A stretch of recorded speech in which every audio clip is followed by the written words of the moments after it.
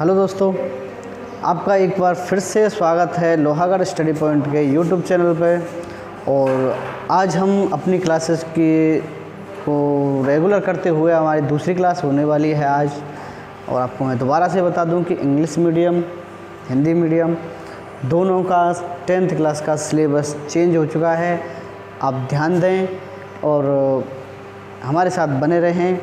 और जो भी नए भाई बहन हमारे चैनल से जुड़ रहे हैं वो चैनल को प्लीज़ सब्सक्राइब ज़रूर करें और अपने जितने भी दोस्त हैं, क्लासमेट्स हैं, उन सभी के साथ शेयर ज़रूर करें। और आज हम अपने टॉपिक को आगे बढ़ाएंगे। हमारा फर्स्ट चैप्टर चल रहा था और हमारा फर्स्ट चैप्टर का थोड़ा सा पोर्शन हो चुका था। अपन देखो क्या क्या चीज़ अपन पढ़ चुके थे। हम पढ़ रहे थे रासायनिक अभिक्रिया यानी कि केमिकल रिएक्शन, रासायनिक अभिक्रिया यानी कि केमिकल रिएक्शन, ये अपन पढ़ चुके थे। अच्छा, केमिकल रिएक्शन किसको कहते थे? मैंने बताया था कि केमिकल चेंज अगर किसी भी रिएक्शन में हो रहा है तो इसका मतलब है कि केमिकल रिएक्शन हो रहा है। इसकी कुछ मैंने आइडेंटिफिकेशन, कुछ कैरेक्टरिस्टिक्स भी बताए थे।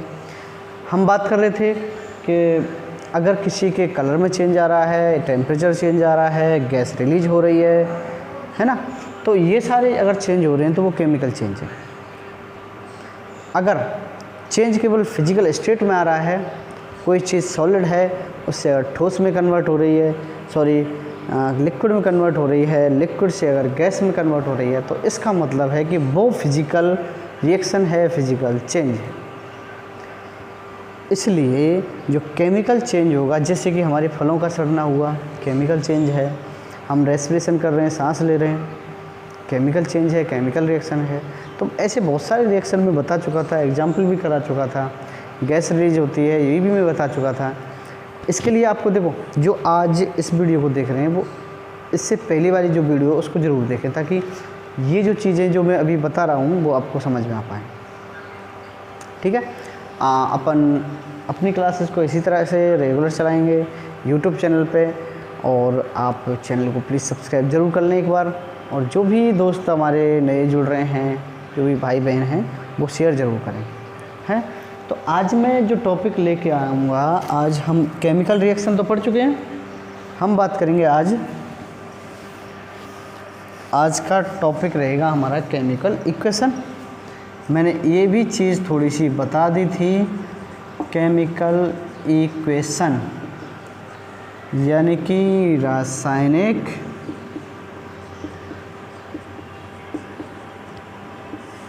रासायनिक समीकरण। देखो, अगर कोई केमिकल चेंज हो रहा है, केमिकल रिएक्शन हो रही है ना। अब मान लो मैं कोई एग्जांपल ले रहा हूँ। देखो, मैंने कोई एग्जांपल लिया और उसको मैंने ऐसे लिखा, यदि मैग्नीशियम को,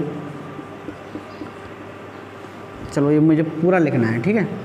यदि मैग्नीशियम को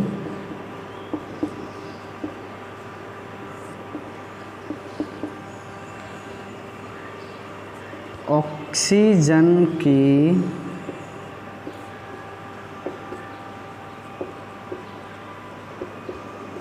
उपस्थिति में जलाते हैं तो मैग्नीशियम हाइड्रोक्साइड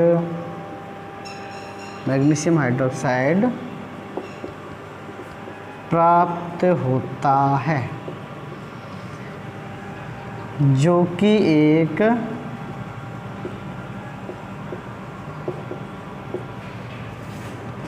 सफ़ेद रंग की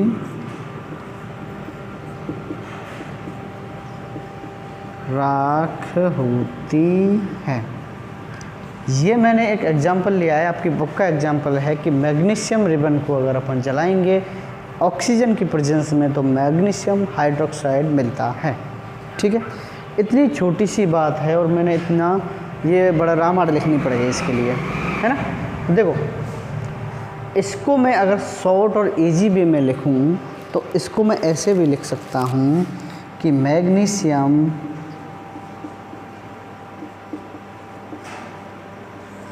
प्लस ऑक्सीजन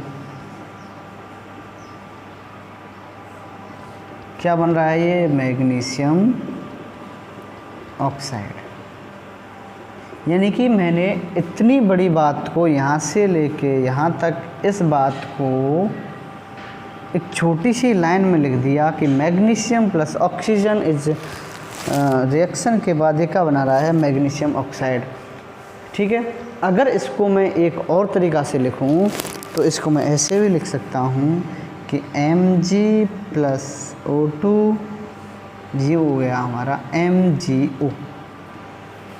ठीक है, तो किसी भी रिएक्शन को अगर मैं एक छोटे ईजीएस्ट फॉर्म में लिखूं और शॉर्टेस्ट फॉर्म में लिखूं तो इसको मैं दो टाइप से लिख सकता हूं। ठीक है, इसीलिए हमें ज़रूरत पड़ी, इसीलिए हमें रिक्वायरमेंट थी रासायनिक समीकरण की, यानी कि केमिकल रिएक्शन की।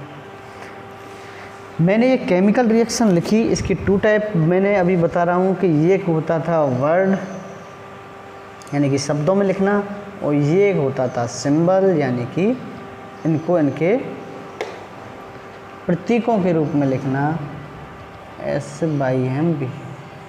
ठीक है, तो अगर इसको अपन सिंबल के तौर पर लिख रहे हैं या फिर वर्ड के तौर पर लिख रहे हैं तो ये क्या है, हमारे रासायनिक इक्वेशन।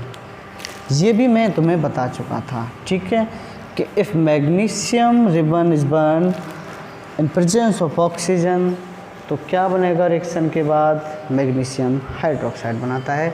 इसको मैं ईजीएस्ट फॉर्म में लिखूंगा तो मैग्नीशियम प्लस ऑक्सीजन, हालांकि ये अभी बैलेंस नहीं है, इक्वेशन को मैं बैलेंस करना बाद में बताऊंगा। ठीक है, आप ध्यान से अपनी पेन कॉपी लेके बैठें, जो मैं यहाँ पे लिखा रहा हूँ आप साथ के साथ नोट करते जाएं। ठीक है, और आपको इसका जो नोट्स हैं हमारे जो लोहागढ़ स्टडी पॉइंट का टेलीग्राम चैनल है वहाँ पे मिल जाएंगे, और जो हमारे ऑफलाइन बैच के बच्चे हैं उनके लिए मैं नोट्स प्रोवाइड करा दूँगा। ठीक है, आप बड़े धैर्य से आराम से स्लो पढ़ें। सबसे बड़ी बात यह है आपके लिए, एक गुड न्यूज़ ये है कि आपका सिलेबस जो है कम कर दिया है। अब कम कर दिया तो कहीं ना कहीं तो आपको फ़ायदा होने वाला है। अब पहले 16 चैप्टर थे, आपको 13 चैप्टर पढ़ने हैं। ठीक है, तो अपन धीरे धीरे से स्लोली चलेंगे और अपना सिलेबस कंप्लीट करेंगे। ठीक है, तो ये हमारे रासायनिक समीकरण था।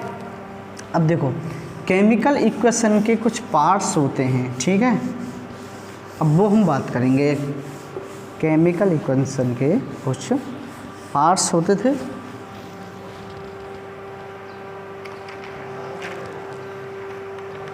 मैं ये कह सकता हूँ कंपाउंड्स ऑफ केमिकल इक्वेशन, यानी कि रासायनिक समीकरण के अवयव। मैं वापस से वो एग्जाम्पल लिख रहा हूँ, Mg प्लस O2 इसने बनाया MgO। मैं दोबारा बता दूं कि ये रिएक्शन अभी भी बैलेंस नहीं है। जब अपन बैलेंसिंग सीखेंगे तब मैं बताऊंगा कि मैग्नीशियम कितना है और ऑक्सीजन कितना है। ठीक है, अपन पढ़ रहे हैं कंपाउंड ऑफ केमिकल इक्वेशन, यानी कि रासायनिक समीकरण के जो अवयव हैं। देखो इसमें जो ये अवयव हैं, ये जो अवयव हैं, ये जो एलिमेंट हैं, ये जो कंपाउंड है, इसको कहेंगे अपन रिएक्टेंट्स। ठीक है, और ये जो है इसको कहेंगे अपन, ये एक भी हो सकता है, दो भी हो सकता है, चार भी हो सकते हैं, इनको क्या कहेंगे अपन, प्रोडक्ट्स कहते हैं। यानी कि इनको कहते हैं क्रियाकारक, या फिर इनको कह सकते हैं अभिकारक। ठीक है, और उनको कहेंगे अपन उत्पाद। क्लियर है? आगे देखो, फिर अपन यूज करते हैं इसके बीच में एक एरो का। तो एरो का जो हेड होता है उसकी साइड में होते हैं प्रोडक्ट, और एरो की जो टेल होती है उसकी साइड में होते हैं हमारे रिएक्टेंट्स। ठीक है। अब देखो रिएक्टेंट क्या होते हैं, रिएक्टेंट होते हैं हमारा रॉ मटेरियल। रॉ मटेरियल को क्या कहेंगे अपन, रिएक्टेंट कहते हैं। कैसे, देखो मैं कोई भी चीज़ बना रहा हूँ, ठीक है। अगर जैसे कि मान लो हम बना रहे हैं कोई भी चीज़, जैसे कि अपन कोई आलू की सब्ज़ी बना रहे हैं, ठीक है। ध्यान से सुनना, मैंने क्या बनाना है, आलू की सब्ज़ी बनानी है, ठीक है। आलू की सब्ज़ी हम बना रहे हैं, तो हमें कुछ इंग्रेडिएंट्स या कुछ ज़रूरत पड़ेगी। तो देखो क्या क्या ज़रूरत पड़ेगी, सबसे पहले तो आलू चाहिए, है ना। फिर हमें क्या चाहिए, पानी चाहिएगा, ठीक है। ऑयल चाहिएगा, है ना, और मसाले होंगे, ठीक है। और अपन को चाहिए क्या, चलो यही मान लो आपको ये चीज़ चाहिए, ठीक है। तो जब मैं आलू की सब्ज़ी बना रहा हूँ, तो ये जो मेरे ये सारे जो कहेंगे, इनको कहेंगे अपन रिएक्टेंट। और ये जब रिएक्ट करेंगे, सारे कुछ बन जाएंगे, तब क्या बनाएंगे, लास्ट में आके एक प्रोडक्ट बनाएंगे। और वो प्रोडक्ट क्या है, आलू की सब्ज़ी। समझ में आ गई बात। वो कुछ भी चीज़ हो सकता है, यानी कि क्रिया करते हैं उनको कहते हैं रिएक्टेंट, और जो बाद में जो प्रोडक्ट बनता है उसे प्रोडक्ट कहते हैं, ठीक है। और इनको अपन मैं इस तरह से लिख रहा हूँ, तो ये क्या हो गया, हमारा केमिकल इक्वेशन है। और केमिकल इक्वेशन में रिएक्टेंट होते हैं, प्रोडक्ट होते हैं, ठीक है। उसके बाद अपन बात करेंगे केमिकल इक्वेशन। अब देखो ये केमिकल इक्वेशन बिल्कुल गलत है। अब आप सोच रहे होंगे अगर ये गलत है तो ये लिखाई क्यों है ना। तो ये इक्वेशन जो है इसको मुझे सही करना है, ठीक है। तो अगला टॉपिक आप डालेंगे to balancing the chemical equation, ठीक है। तो नेक्स्ट टॉपिक अपन बात करेंगे, आप इसका एक बार स्क्रीनशॉट ले लो।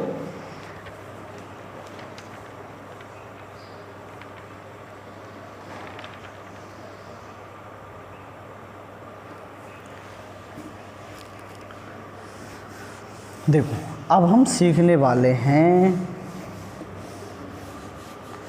Balancing of chemical equation. क्या सीख रहे हैं अपन, बैलेंसिंग ऑफ केमिकल इक्वेशन, यानी कि रासायनिक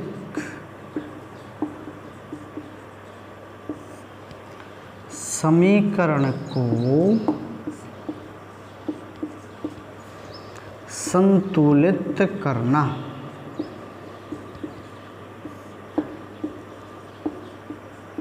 ये हमारा इस चैप्टर का सबसे important, very very very most important topic है, ठीक है।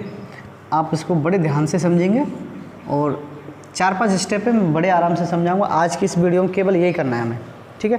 और ये जब तक करना है जब तक आप इसको बिल्कुल सीख नहीं जाएंगे, ठीक है। चलिए देखो, सबसे पहली बात है कि रासायनिक समीकरण को हम संतुलित क्यों करते हैं। देखो मैंने अभी एक इक्वेशन लिखी थी Mg+O2 और ये लिखा था मैंने MgO, ये लिखा था मैंने। ये मेरे रिएक्टेंट थे, यानी रॉ मटेरियल था, और ये मेरा क्या बना, प्रोडक्ट बना। अब मैं बात करूँगा कि इसको बैलेंस करने की ज़रूरत क्या पड़ी, है ना।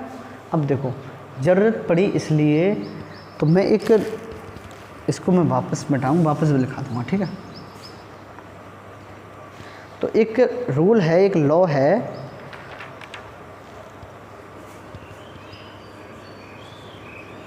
Law of conservation of mass. ये क्या कहता है, इसको कहते हैं अपन द्रव्यमान संरक्षण का नियम। आप बड़े ध्यान से समझेंगे इसको, है ना। देखो यानी कि इसको कहेंगे अपन द्रव्यमान संरक्षण का नियम। तो ये द्रव्यमान संरक्षण का नियम कहता क्या है कि जो हमारा मास होता है ना, ये मास, इसको ना तो अपन बना सकते हैं, ये कह सकता हूँ मैं, ना इसको अपन नष्ट कर सकते हैं, इसको कन्वर्ट कर सकते हैं। ये कौन कहता है? द्रव्यमान संरक्षण का नियम कहता है। यानी कि जो मास है हमारा, अगर मैं रिएक्शन की बात करूँ तो रिएक्शन में, यानी कि मैं बात करूँगा, लॉ ऑफ कंजर्वेशन कहता है कि किसी भी रिएक्शन में टोटल एटम जो होंगे, टोटल एटम्स ऑफ रिएक्टेंट जो होंगे वो इक्वल होंगे टोटल एटम्स ऑफ, या फिर टोटल मास भी लिख सकता हूँ मैं यहाँ पर, ठीक है। एटम किसी के टोटल मास ऑफ रिएक्टेंट और टोटल एटम्स ऑफ प्रोडक्ट, यानी कि अभिकारकों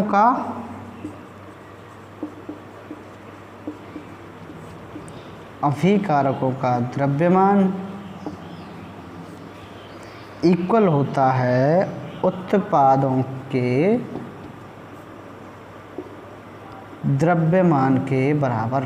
ये है हमारा मास कंजर्वेशन का लॉ। तो मास कंजर्वेशन का लॉ कहता है कि मास को अपन ना क्रिएट कर सकते हैं, ना इसको डिस्ट्रॉय कर सकते हैं। यानी कि मास कैन बी, यानी कि मास can neither be created not destroyed. यानी कि मास को ना तो क्रिएट कर सकते हैं अपन, ना इसको अपन नष्ट कर सकते हैं। ये नियम कहता है हमारा मास कंजर्वेशन का जो लॉ है, ये हमारा कहता है। ठीक है, आप इसको एक बार स्क्रीनशॉट ले लो।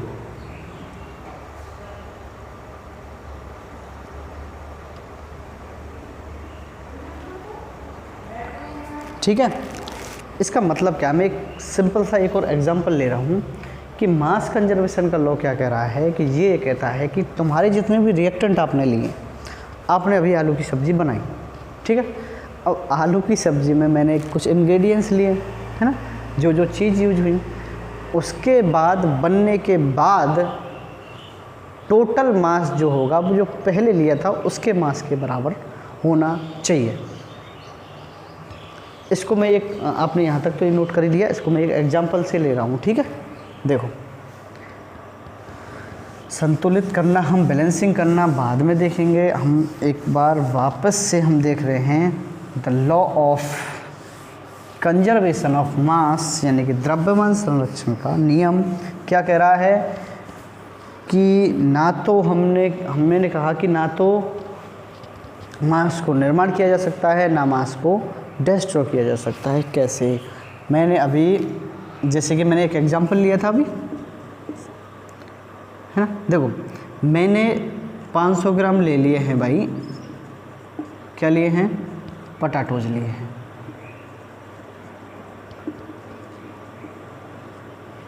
ठीक है, चलो ये नहीं, एक सिंपल एग्जांपल लेता हूँ मैं।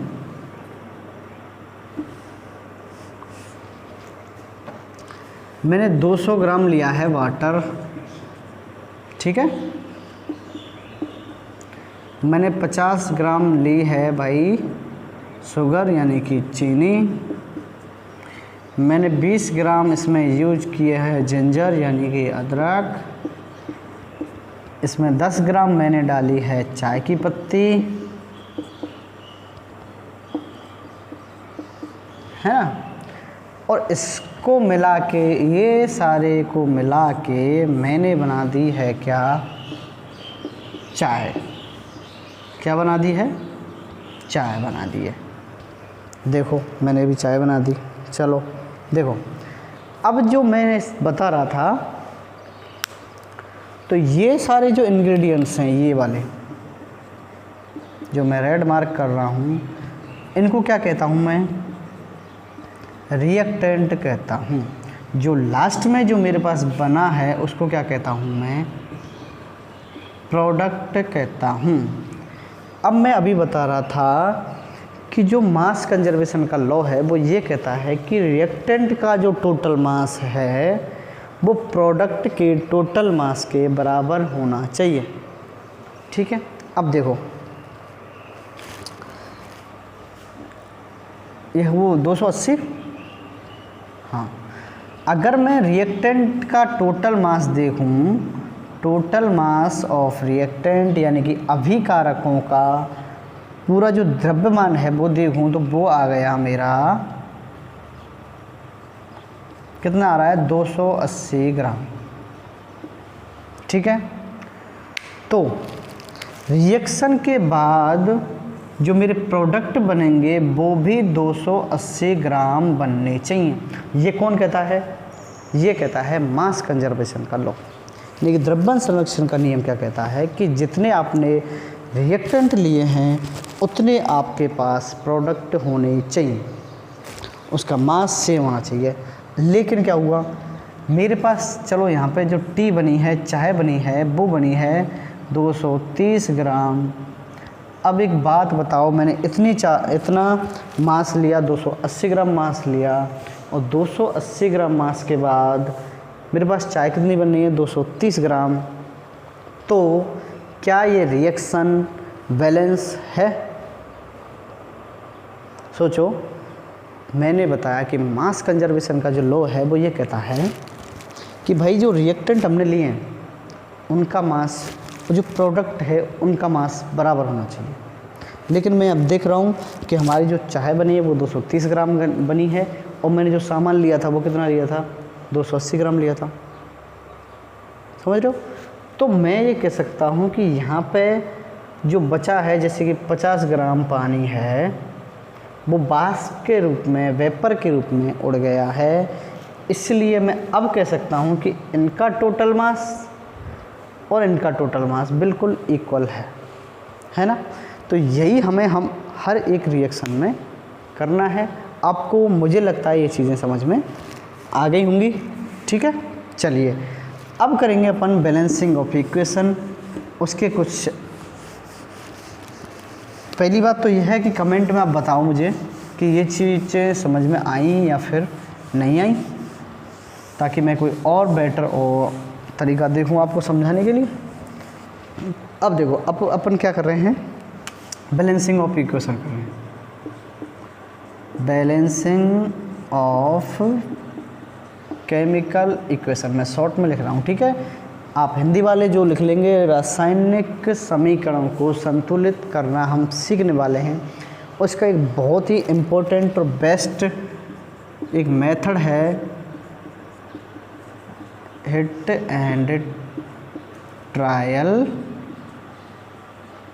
मेथड। ये मेथड है हमारा hit and trial method.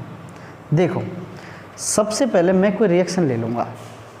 Hit and trial method में सबसे पहले मैं एक रिएक्शन लिख रहा हूँ, और रिएक्शन क्या लिख रहा हूँ, Fe प्लस H2O, ये बना रहा है Fe3O4 प्लस H2, ये बना रहा है। ये मेरी एक केमिकल रिएक्शन है। ठीक है, यहाँ तक किसी को कोई भी प्रॉब्लम हो कमेंट बॉक्स में मुझे बता दें। ठीक है, अब मैं क्या कर रहा हूँ, सबसे पहले मैं कर रहा हूँ, मेरा फर्स्ट स्टेप होने वाला है, सबसे पहले मैं करूँगा इसकी बॉक्सिंग। क्या कर रहा हूँ इसका, सबसे पहले कर रहा हूँ बॉक्सिंग, यानी कि मैं इसको कह सकता हूँ ड्रॉ बॉक्स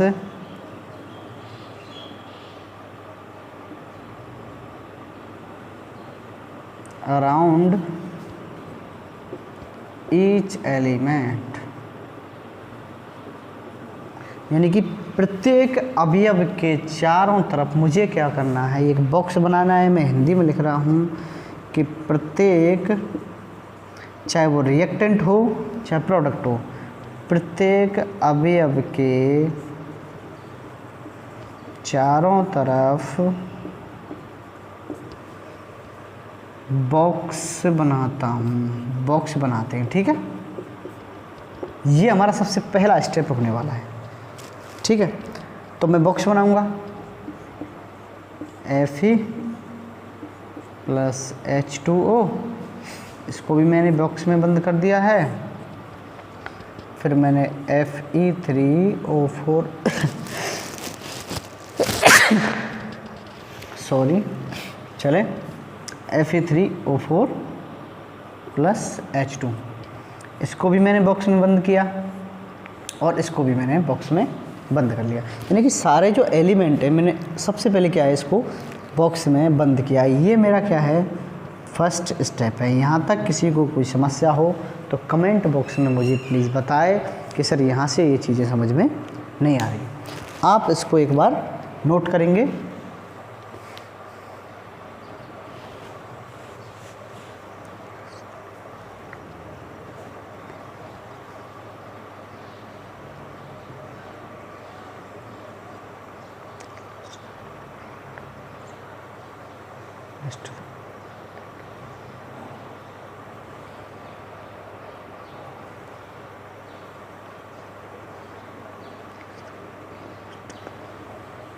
देखिए सेकंड स्टेप चालू करें। इक्वेशन तो हमारी वही रहनी है। देखो सेकंड स्टेप लिखेंगे। सेकंड स्टेप क्या है,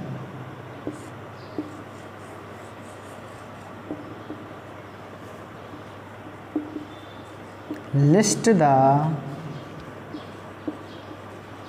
number of atoms of each element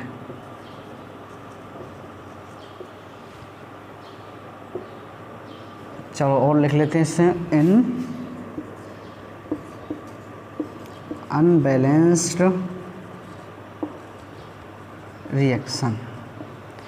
इसको हम लिखेंगे असंतुलित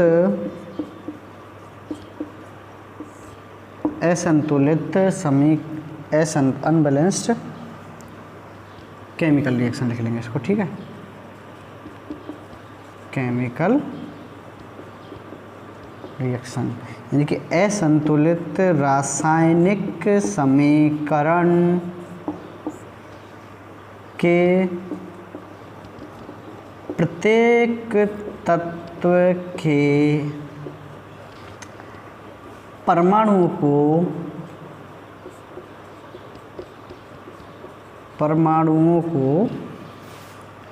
लिस्टिंग करेंगे या फिर लिखेंगे। आप इतना लिख लें, ठीक।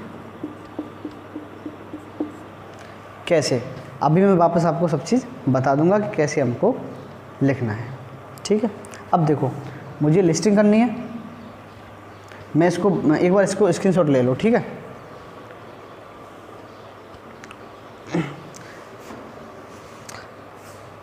देखो अब मुझे एक एक एलिमेंट का जो एटम है वो लिखना है। कैसे लिखना है, हमारा सेकंड स्टेप चल रहा है। फर्स्ट में क्या हमने बॉक्सिंग करी थी, बॉक्सिंग वो वाली नहीं, लड़ाई वाली, हमें ये बॉक्स में बंद करने थे, ठीक है। देखो मैं वापस से रिएक्शन लिख रहा हूँ। Fe plus H2O Fe3O4 plus H2। मेरा स्टेप सेकंड चल रहा है। देखो सेकंड स्टेप में मैंने क्या कहा, लिस्टिंग करनी है हर एक एलिमेंट की। तो मैं एक इंडेक्स बना रहा हूँ, ठीक है। अब ध्यान से इंडेक्स बनाएंगे, मेरे साथ साथ बनाते रहेंगे।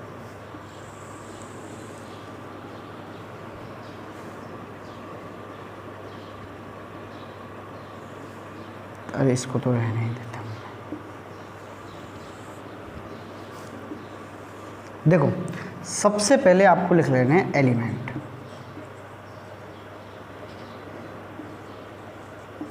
अब एलिमेंट कौन कौन से हैं, देखो एक तो Fe है, ऑक्सीजन है, हाइड्रोजन है, ये तीन एलिमेंट है। आप रिएक्टेंट में देख लो चाहे आप प्रोडक्ट में देख लो। देखो अब आपने लिख लेना है एटम्स इन, या तो आप लिख लो LHS या फिर LHS की जगह लिख लो आप रिएक्टेंट। सेम लिखना है एटम्स इन RHS लिख लो, चाप लिख लो यहाँ पे प्रोडक्ट्स। अब देखो आपको ध्यान देना है, मैं लिस्टिंग करूँगा तो एक एक एलिमेंट की करनी है मुझे। देखो Fe की कर रहा हूँ मैं सबसे पहले ले रहा हूँ LHS कौन सा, यही तो है हमारा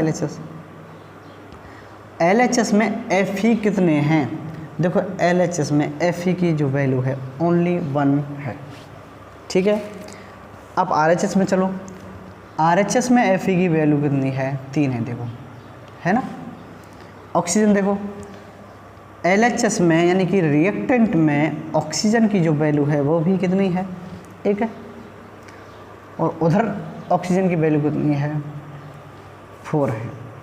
वापस आ जाओ, हाइड्रोजन कितने हैं LHS में, 2 हैं, और उधर भी हाइड्रोजन कितने हैं, 2 हैं। अब देखो ये क्या है, ये टोटल मास ऑफ रिएक्टेंट हो गया, ये टोटल मास ऑफ प्रोडक्ट हो गया, यानी ये अभिकारकों का कुल द्रव्यमान, ये उत्पादों का कुल द्रव्यमान। देखिए अब मैं अगर इसको नॉर्मली देखूँ तो ये कितने हैं, 4 है, और ये कितने हैं, 9 है, ठीक है, सही है, 2 हाँ 9 है, ठीक है। अब देखो यहाँ जो रिएक्टेंट का जो मास है वो प्रोडक्ट के मास से बिल्कुल भी मैच नहीं कर रहा है। इसका मतलब मैं प्रॉपरली कह सकता हूँ कि ये जो इक्वेशन है वो अनबैलेंस इक्वेशन है, कह सकता हूँ। अब देखिए अब मुझे इसको बैलेंस करना है, यहाँ तक तो आपने लिखना ही है।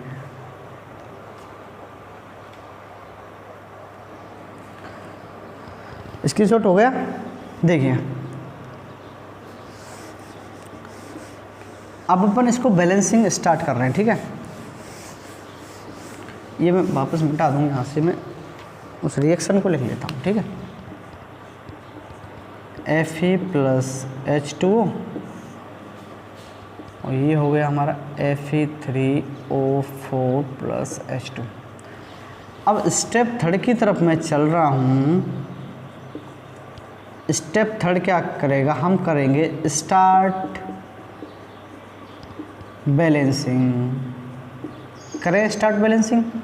अब देखो बैलेंसिंग स्टार्ट करेंगे हम कहाँ से, मैक्सिमम नंबर ऑफ एटम्स होंगे ना, यानी कि अधिकतम परमाणुओं की संख्या जिस भी कंपाउंड के पास होगी हम उसको पहले लेंगे, है ना। नॉर्मली अपन करना चाहें किसी भी कोई कर सकते हैं, लेकिन हम जहाँ अधिकतम एटम्स होंगे यानी कि जो मैक्सिमम एटम होंगे वहाँ पे हम वो सबसे पहले करते हैं, ठीक है।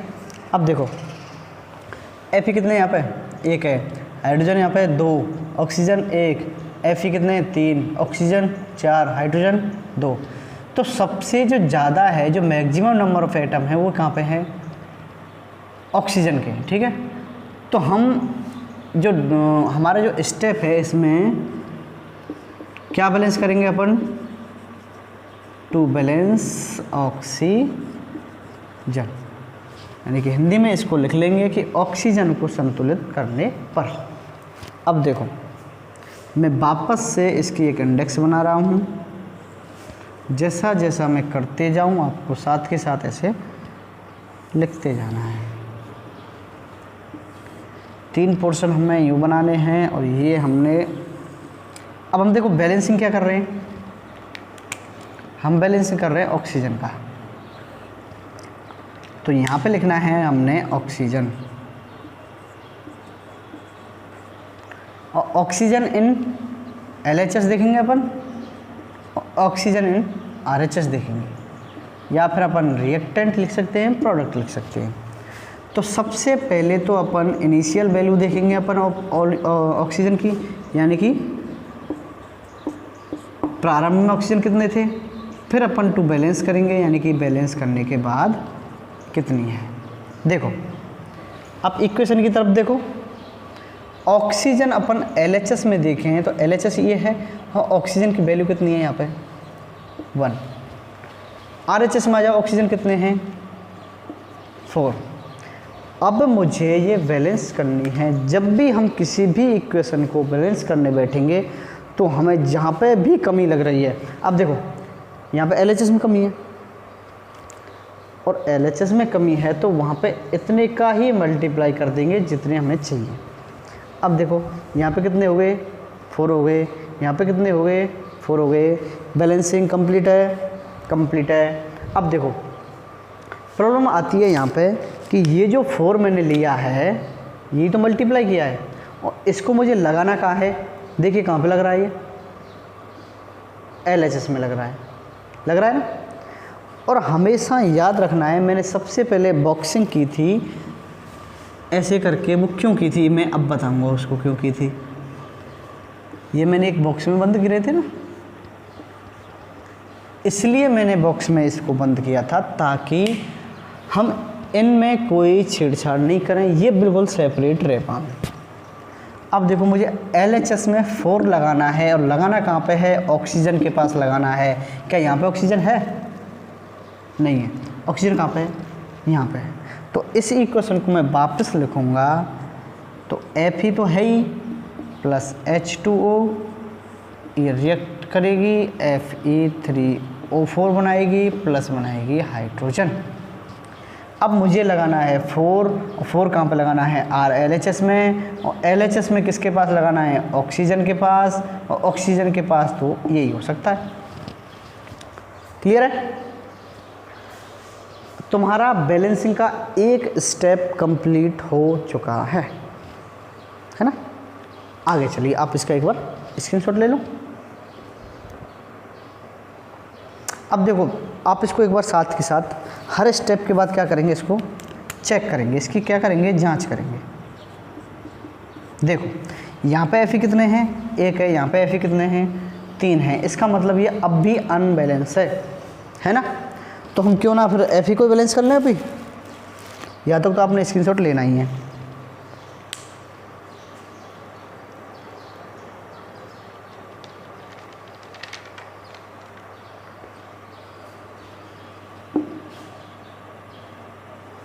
चलो अब अपन बैलेंस कर लें, आपकी मर्ज़ी है, आप चाहो तो हाइड्रोजन को कर लो, चाहे Fe को कर लो। बताओ कौन सी करें, आप कमेंट बॉक्स में बताओ कि सर पहले ये करनी है। अब देखो ये जो इक्वेशन है मेरी चेंज होके कैसी हो गई आपको पता है। अब यहाँ पे आ गया है 4, आ गया है ना। अब देखो यहाँ पे हाइड्रोजन कितने हैं, 8 हैं, और यहाँ पे हाइड्रोजन कितने हैं, 2 हैं, अनबैलेंस है। यहाँ पे Fe कितने हैं, 1 है, यहाँ पे Fe कितने हैं, 3 हैं, अनबैलेंस है। तो मैक्सिमम नंबर देख लें, हाइड्रोजन बैलेंस कर लेते हैं, ठीक है।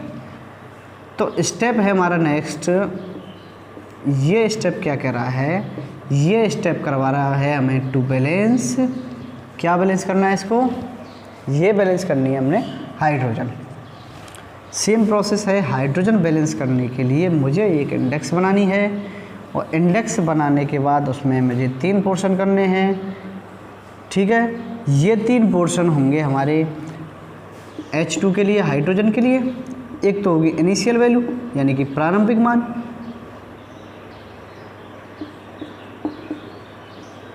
और एक हमारा बैलेंस करने के बाद जो हमें बैलेंस करना है वो सेम प्रोसेस। LHS लिख लो, चाहे आप रिएक्टेंट लिख लो, यहाँ पे RHS लिख लो, चाहे आप लिख लो यानी एटम्स ऑफ प्रोडक्ट लिख लो, है ना।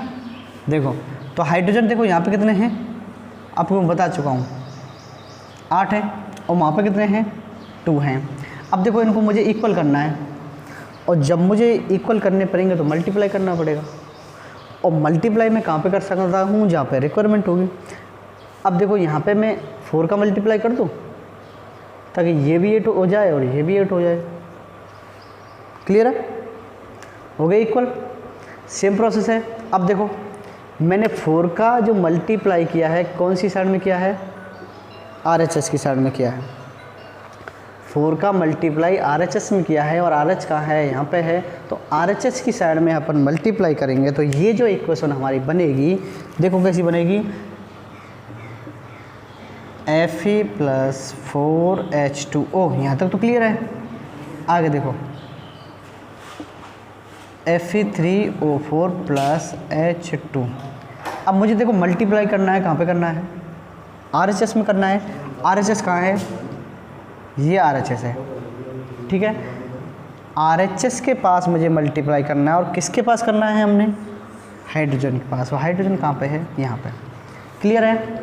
दोबारा से इसको चेक करेंगे।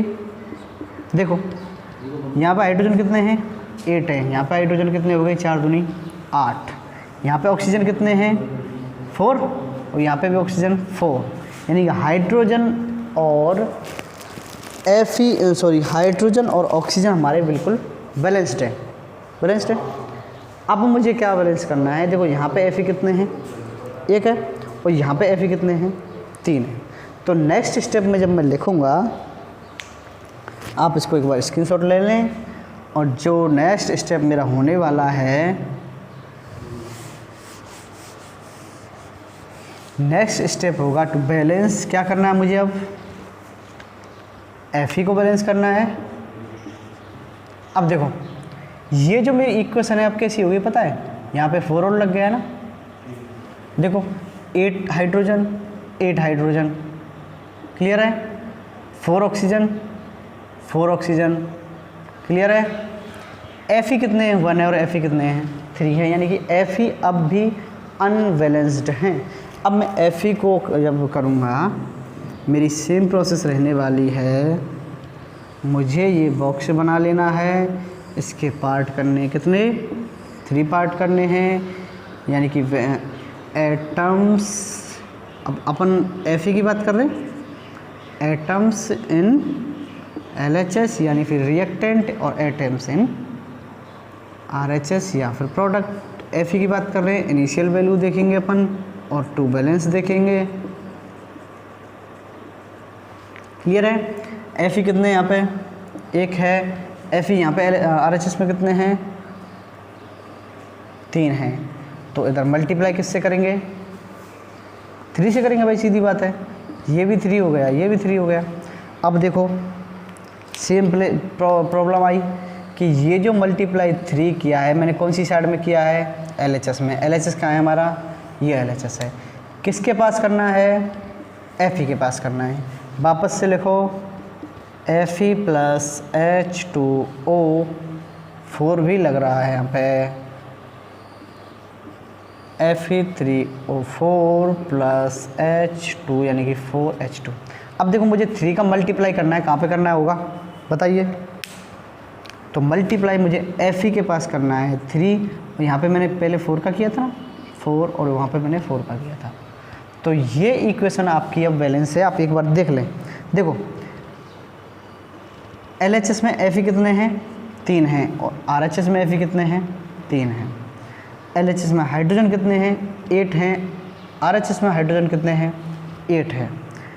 LHS में ऑक्सीजन कितने हैं, 4 हैं, और RHS में ऑक्सीजन कितने हैं, 4 हैं। तो हमारा जो इक्वेशन है वो बिल्कुल बैलेंस्ड है, ठीक है। मुझे उम्मीद है कि आपने बहुत ढंग से ये समझा होगा। अगर आपको फिर भी ये समझ में नहीं आई हो, हालांकि इसमें रटने वाली तो कोई चीज़ है नहीं, है ना। एक स्टेप है, पहले हमने बॉक्स बना लेने, फिर हमने एक इंडेक्स बना लेनी है, जो भी एलिमेंट हमें दिए हैं कि कौन कौन से बैलेंस करने पड़ेंगे, कौन से नहीं करने पड़ेंगे। फिर एक एक एलिमेंट हमने ले लेना है, एक एक एटम के, ये इतने हैं, ये इतने हैं। इतनी छोटी सी बात थी। अगर फिर भी आपको समझ में नहीं आए तो आप वापस से एक बार वीडियो दोबारा देख लें, ठीक है। प्लस यहाँ वीडियो पढ़ने के बाद एक बार आप बुक ज़रूर पढ़ें, और आपको नोट्स तो मिल ही जाएंगे, ठीक है। वो नोट्स लगातार रिवाइज करते रहें। तो मैं अपनी क्लास को यहीं पे बिता लेता हूँ। तब तक के लिए आप पढ़ाई करें, और सबसे इम्पोर्टेंट जो बात है, जो मैं आपसे एक रिक्वेस्ट करना चाह रहा हूँ कि आप चैनल को प्लीज़ सभी दोस्तों के साथ, सभी क्लासमेट्स के साथ, सभी रिश्तेदार, जितने भी जानकार हैं उन तक पहुँचाएँ। अब देखो हमारा सेशन जो चल रहा है 23-24 का है, और आपको ये पता होना चाहिए, आप जिस भी बोर्ड से हो, चाहे आप बिहार बोर्ड से हो, चाहे झारखंड बोर्ड से हो, चाहे आप राजस्थान से हो, चाहे आप CBSE से हो, आप किसी भी बोर्ड से हो, आपका सिलेबस चेंज हो चुका है। और जो चेंज सिलेबस है उसी के अकॉर्डिंग अपन ये क्लास ले रहे हैं। हमारे साथ बने रहो, आपके लिए पूरा का पूरा सिलेबस कराया जाएगा। आप बेफिक्र होकर पढ़ाई करें, ठीक है। और सबसे इम्पोर्टेंट बात, आपको कम से कम वीडियो लाइक तो करके जानी है ना। और हमें कमेंट करके बताया करें कि सर आपको ये चीज़ समझ में नहीं आई है, ये चीज़ समझ में आई हैं, कहाँ हमें कहीं मैं तेज़ तो नहीं पढ़ा रहा या फिर स्लो नहीं पढ़ा रहा। ठीक है, तो आप थोड़ी सी ये बातें हैं, इनको ध्यान रखें और चैनल को सब्सक्राइब जरूर करके जाएं, ध्यान रखना है और सभी के साथ शेयर ज़रूर करनी है। मिलते हैं नेक्स्ट वीडियो में, नेक्स्ट क्लास में, नेक्स्ट टॉपिक के साथ। तब तक के लिए थैंक यू, धन्यवाद।